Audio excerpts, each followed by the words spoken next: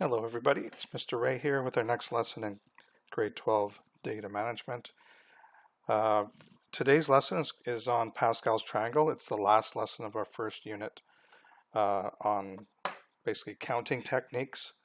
We've called the unit permutations and combinations just because those are the two main methods that are taught, and those are the most important methods going forward into the subsequent units in the course. Today's lesson, like I said, Pascal's Triangle. So Pascal's Triangle is it's a triangle that we construct just through using numbers and just a couple of basic rules. And this triangle actually goes on forever. So just a quick lesson on how it's taught. And there's a good chance you may have seen this in grade 11, depending on the course you took. So we kind of start at the top.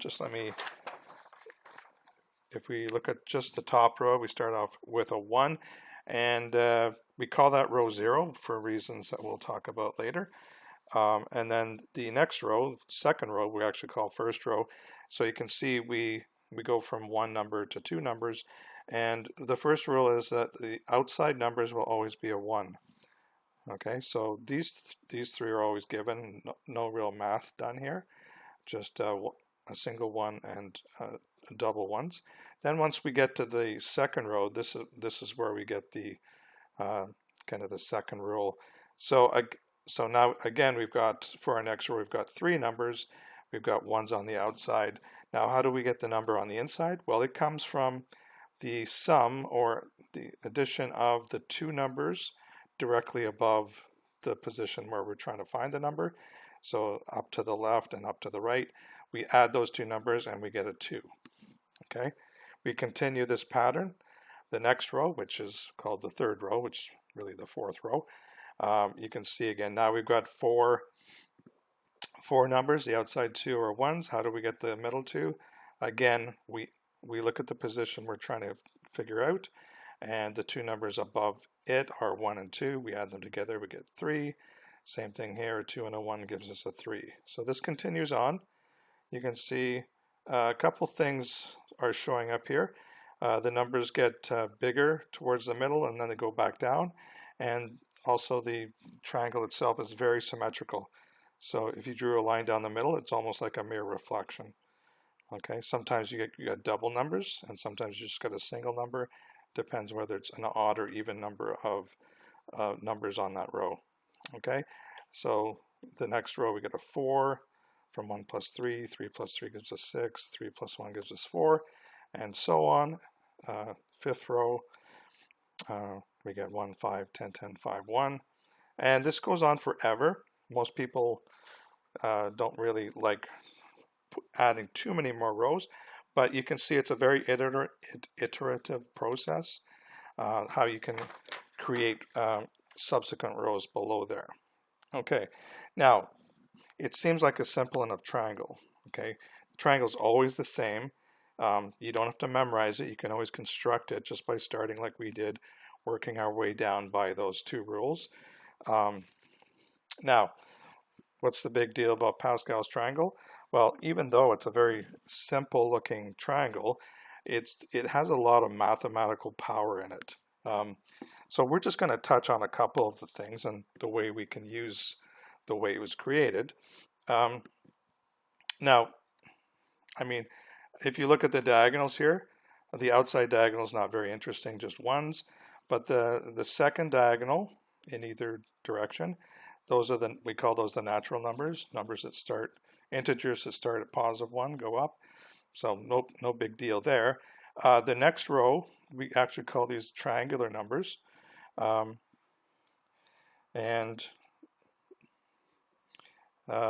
Triangular numbers are basically if we're constructing a triangle.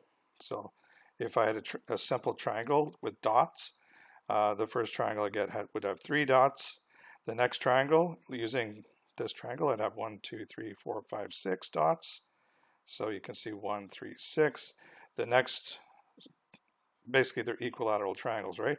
So 1 plus 2 plus 3 plus 4 gives us 10. And if it was 5, it'd be 15, which would be the next number down here. Okay, there's a lot of cool powers that this triangle has, and I've attached a couple of links to YouTube videos to go through some of those and just the power of this triangle. And the one thing that I noticed was how many mathematicians basically find out something new about this triangle that they never knew before. So there's a lot of embedded mathematical powers inside here. I'm going to talk a little bit about that now. If we looked at each of these rows and we added up the digits in each row, so first the 0 row would have sum of 1, first row would have a sum of 2, second row 1 plus 2 plus 1 is 4.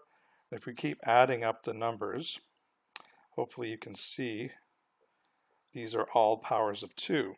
So that would be 2 to the power 0, 2 to the power 1, 2 squared, 2 cubed, 2 to the 4th, 2 to the 5th. So that's an interesting little tidbit, and we actually that will come out in probabilities later on. But there's the first little thing. Now, so I'm just going to write a few of the connections here. I didn't really put it in the notes, and maybe explain a couple of them.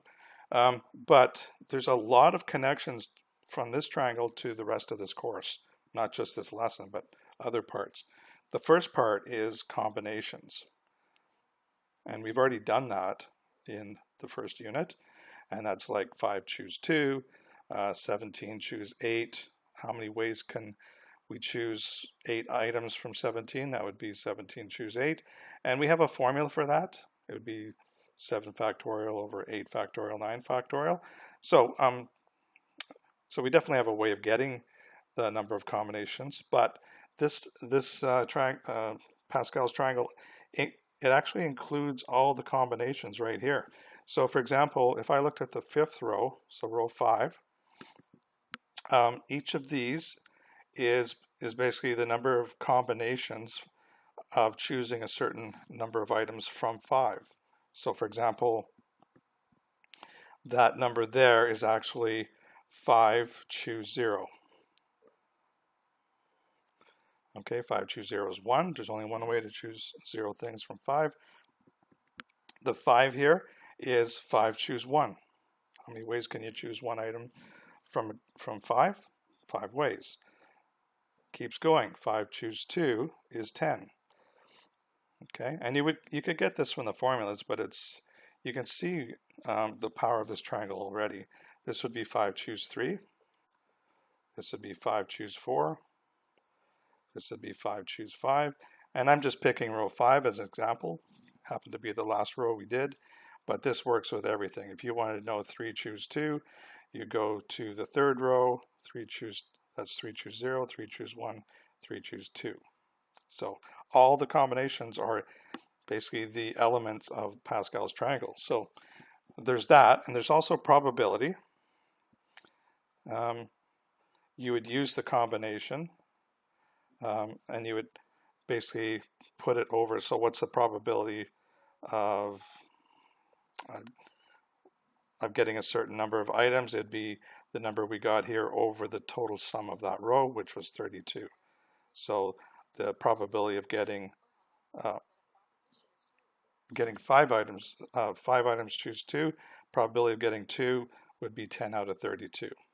Okay, so probability, and that's what we're going to be doing next unit, not from Pascal's triangle, but using combinations.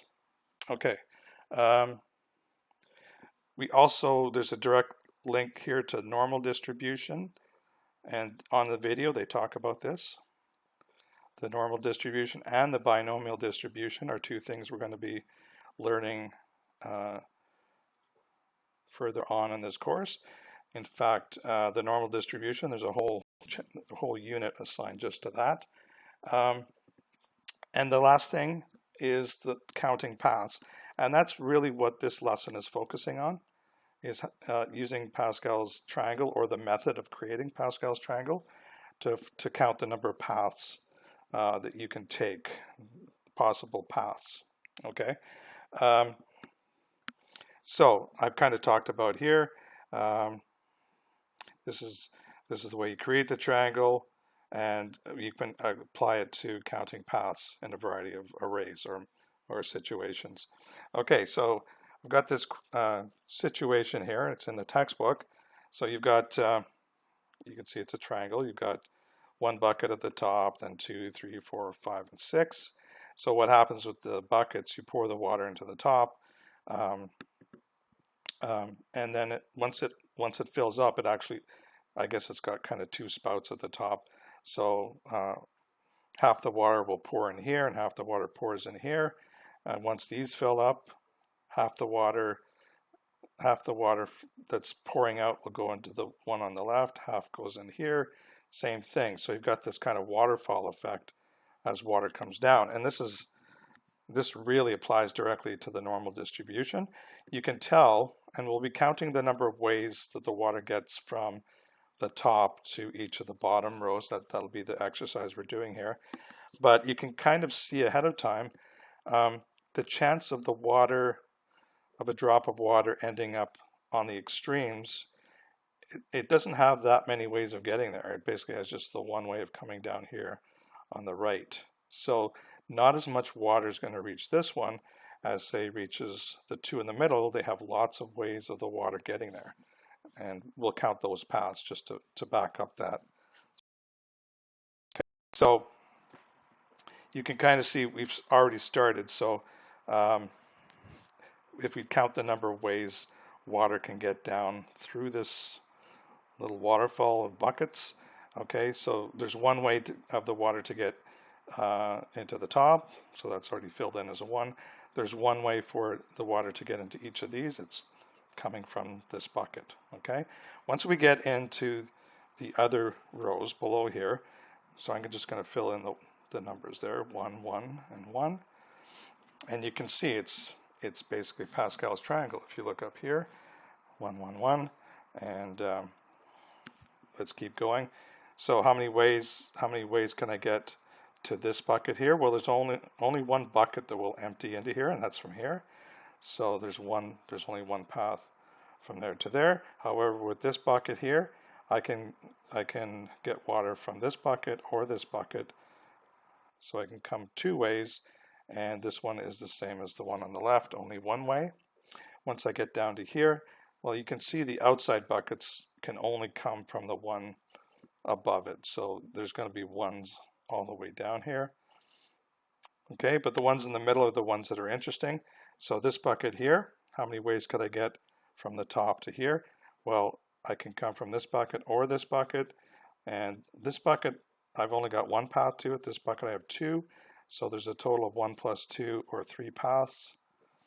And the same thing here. I'm just adding up the 2 buckets above. So I've got 2 ways to get to that one way to get to there. So a total of 3 ways to get to each of these. If we keep going, this bucket can come from this bucket or this bucket. This bucket has 3 ways of getting to it, so a total of 4 ways. 3 plus 3 is 6, so 6 ways to get there, 4 ways to get here. And then once we get to the bottom row, I'll just put the numbers below. So still one way of getting to each of the outside ones. This one here, B, can come from these two, so that's 1 plus 4 is 5, 4 plus 6 is 10, 6 plus 4 is 10, and 4 plus 1 is 5. So these numbers here tell you the number of ways, paths, that can be taken from the top to this bucket. Okay, and the more ways of getting water to this bucket, the faster it's going to fill up. That's hopefully that's pretty straightforward. And you can see from the numbers here, you know, there's 20 ways to get to these middle buckets, and there's only one way to get to each of these outside ones. So these buckets will fill up very quickly compared to these ones. So there we go. Now I talked earlier about probabilities. So here's a good example. If I poured in, you know, I could have a question. If I poured in, say, 100 liters of water into the top, how what's the amount of water that should get down to the bottom here? Well, again, these add up to 32. So 10 out of 32 buckets or liters or whatever volume you want, 10 out of 32 will reach this bucket. So if you did the math, 10 over 32 times 100, that would give you the number of liters that go into this bucket. And you can do the similar math using the fractions over 32. So this would be 10 over 32 times 100 liters. Okay, so now one thing we didn't really follow up on, but if you compare these two triangles, or our bucket water fountain and our Pascal triangle, they have exactly the same numbers. So let's answer some of these questions here. It says for each bucket, write the number of different paths. Well, we've done that. That would be on this page here. Maybe I can show both at the same time. Okay, so we've done that. We put the numbers on the bottom. What are the value of for the buckets labeled A through F? Well, that's really just the bottom row here, right? So it's 1, 5, 10, 10, 5, 1. So that would be A through F. A, B, C, D, E, F. So that's the number of paths to each of those buckets. How many total paths can the water travel from the top to the bottom?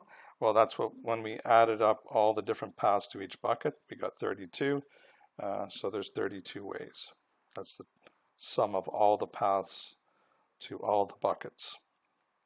And then compare your updated diagram from the Pascal triangle diagram. What conclusions can you make? Same. So ours was the same as Pascal's triangle, same numbers, same shape. Okay, so oops, weren't seeing that. Same as Pascal's triangle. All right, so let's see how we can use this technique for counting more complicated pathways. The bucket fountain situation, it was really just a duplication of Pascal's triangle, but not everything will be exactly like that. So here is another example. We've got different rows of letters. Each row has the same letter, and if you go down from top to bottom, you spell the word Pascal. Okay, and it's asking how many different paths will spell Pascal if you start at the top and proceed to the next row by diagonally left or right. So you can go diagonally left or diagonally right as you go down. Okay, so this is kind of the same thing. How many ways can I get to the top P? Well, that's just one. So I'll put a 1 here. All right, and how many ways can I get to each of these A's? Again, only one, and that's from the P right above it. So I've got a 1 there and a 1 there. The S's, well, the outside S's, again, I can only get to this S by going directly through that P, that A. So there's only one path there. Similarly, there's only one path here. This S, I can actually come from two A's, two different A's. I can come from this one or this one. Each of those has one path to get to them. So 1 plus 1 is 2. So far it looks exactly like Pascal's triangle, and it will continue like that with this row. The outside C's, I have one way of getting to each of those, but the inside C's, I've got 1 plus 2, which is 3 ways for that one, 2 plus 1, 3 ways for that. And now it gets a little different because the triangle is kind of turning inwards. So I don't have the triangular shape anymore. So how many ways can I get to this A? Well, I can get to it from here, this C or this C, so that's 1 plus 3, which is 4 ways. This A can come from these two C's, so that's 3 plus 3, 6 ways. And this A can come from these two C's, 3 plus 1 is 4. You notice this row doesn't have any 1s because it doesn't continue going outwards. Okay, and now we branch down even further. How many ways can I get to this L? I can get there 4 ways from here, 6 ways from here, so a total of 10. And same situation here, 6 plus 4 ways for that. So the question is how many different paths will spell Pascal. So you can see I can get to this L 10 ways. I can get to this L 10 ways. So if this is where you use your and or. You'll either use this L or this L. So we're not multiplying the two 10s. There's not 100 ways of getting. There's 10 plus 10. 10 plus 10 ways. So therefore there are 20 ways to spell Pascal.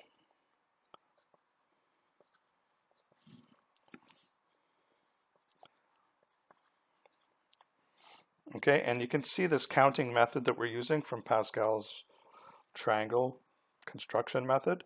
It's very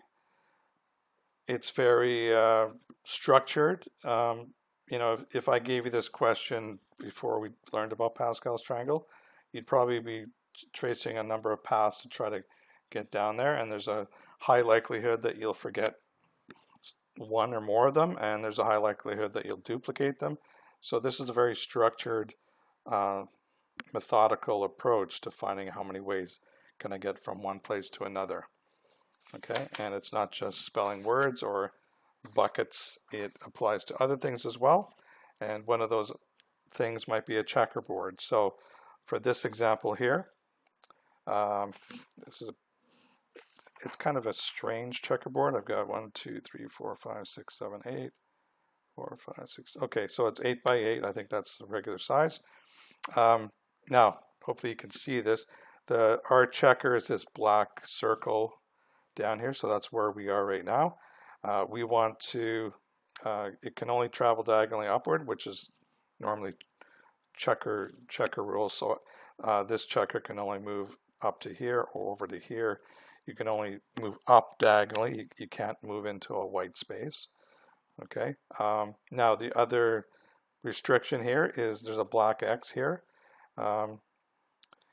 It cannot move through this. It cannot move onto this or through this. Okay, so that's like maybe the other person you're playing has a checker there, so you can't move through that space. Okay, so let's we want to find how many ways can we get from the bottom, this specific spot here, to any of the spots on the top row. Okay, so you start off at the beginning. It's almost, this is almost like upside down compared to the last couple of questions. We're moving from the bottom to the top. So if I'm here, what spaces can I move to? I can move to this one or this one. How many ways can I get there? Well, it's only one way. Hopefully you can see that. There's one way there and one way here. Okay, and then on the next row, what spaces can I get to? Well, I can't get to this one, but I can get to this one, and this one. So how many ways can I get to this? Well, this is outside. This is the diagonal on the outside. So I can only get to that space from this space. Okay, and similarly with this one here. The one in the middle, I have two options to get there. I can come from this space or this space on that row. So that's 1 plus 1 or 2 ways. Okay, and we continue on with this, and you can see that at this point it pretty much looks like a Pascal triangle upside down, and it will continue to do that on this row. You've got your 1 there and your 1 there. Okay, because the only way I can get to this space is from here. The only way I can get to this space is from here. This space I can get to from either of these two spots. 1 plus 2 ways will give me a total of 3 ways. Similar for there, 1, 3, 3, 1, and 1, 3, 3, 1 is the next row on Pascal's triangle. But now you can see we got a couple of restrictions coming in. You know, it's the width of the board is now an issue because I can't move any more right than we are here.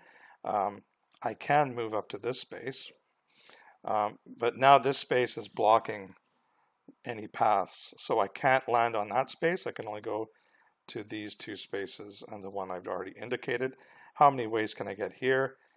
I can get to this space from here, this spot, or this spot. 3 plus 1 is 4.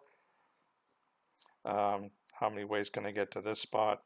I can get it from get there from here and here. That's one path from here, 3 paths from here. So that's a total of 4. Okay, so let's keep going. I know it's a little hard to read, I apologize.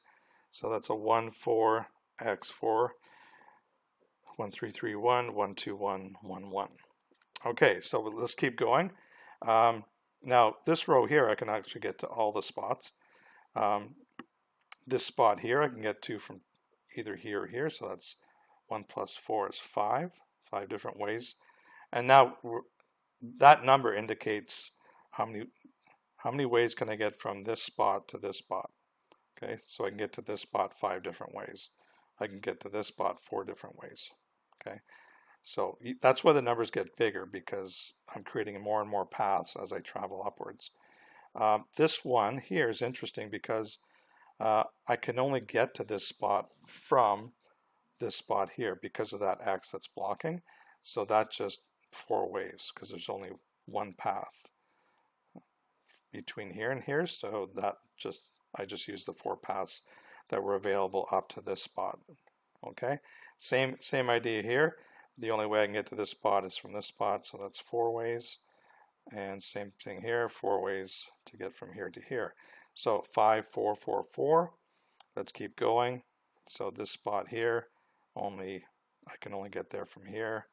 So that's 5 ways. This spot I can get 2 ways. 5 plus 4 is 9. This spot 2 ways. 4 plus 4 is 8. This spot also 2 ways. 4 plus 4. Okay, now the last row, you've got the idea now. This spot is 5 plus 9, 14. This spot is 9 plus 8, 17.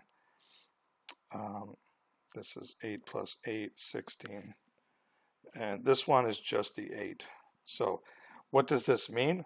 There's 14 ways that I can get from the original checker up to here. There's 17 ways from the original checker to here.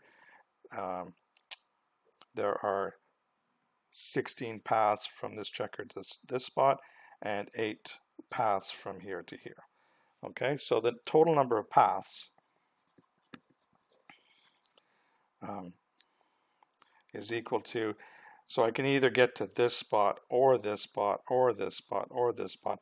That means I'm adding these numbers together, 14 plus 17 plus 16 plus 8, and that's equal to 55. So there's 55 ways or paths that I can take to get from this spot to the top row. Okay, so you can see we use the same technique we use for Pascal's Triangle, and that technique or process allows for us to use a very methodical approach to counting paths. Okay, so there's some homework questions assigned here. You get to practice some of these skills, and that will be it for this unit.